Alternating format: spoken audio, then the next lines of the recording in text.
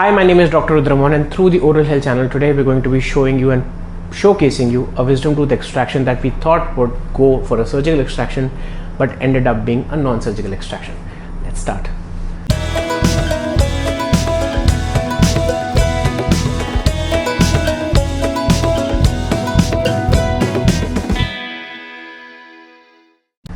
So this video is very important, and this video is absolutely issued in public interest so that we can make sure that all of you who are watching this video about wisdom tooth extraction or surgery are made sure that you don't need to worry about the pain potential of wisdom tooth, the fear of wisdom tooth surgery, and that's what I'm trying to talk about. So today we're going to be talking about a case that came to our facility where the patient had already gone to a couple of dentists, and the wisdom tooth, the upper right wisdom tooth, was kind of broken down. It was cavitated, and it was advised by the other dentist that it's going to go for a surgical extraction. So this patient came to us with a very apprehensive approach, asking that if this is going to go for a surgical extraction, and she wanted an opinion regarding it. And we have a multi-specialty team of very commendable dentists of various fields of dentistry and branches of dentistry.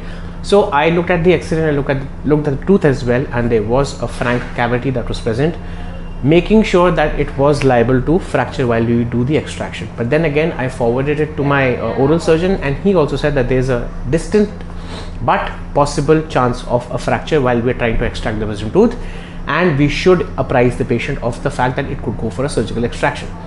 So to be very honest, whenever we are trying to extract a tooth, until unless it's absolutely embedded in the bone, it is obviously that we try it for the non-surgical methods of its extraction. But if it doesn't go that way, then we go for other methods and all hands on deck approach, so that we have to do whatever things possible to minimize the trauma and make sure that the field is very clean and there is not enough iatrogenic cutting or drilling, and there is no scope of post-operative complications as much as our scope allows.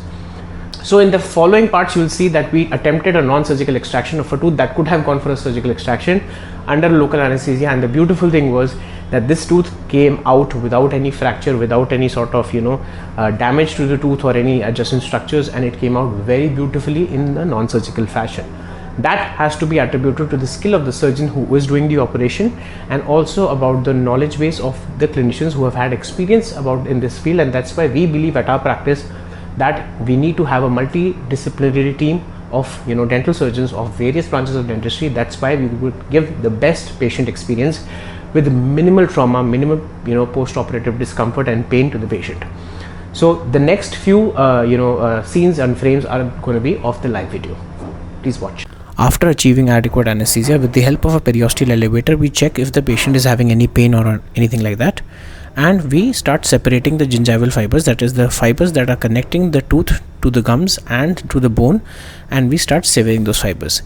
In the same time, in the same breath, we are luxating the tooth. That means we are using force, which is not brute force, scientific force with an angle and a wedge principle and a lever principle, where we use the elevators to luxate the tooth. That means the tooth becomes loose in its socket and it starts to move. As you can see in this case, the tooth has started moving very nicely. Despite the fact that the tooth was broken down, it still is now very mobile.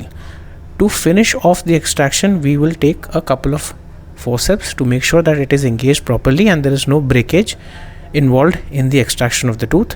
Viewer discretion is advised, as this site may cause some sort of disturbance to viewers.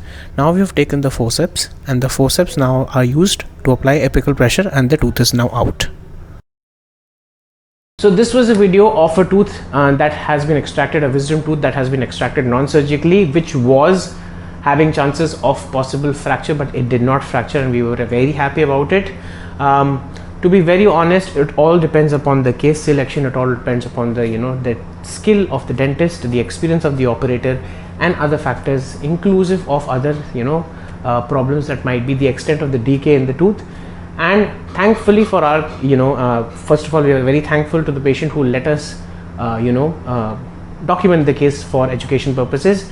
My whole point of creating this video is that you don't need to be so apprehensive about getting wisdom teeth extracted, even if it's a surgical extraction.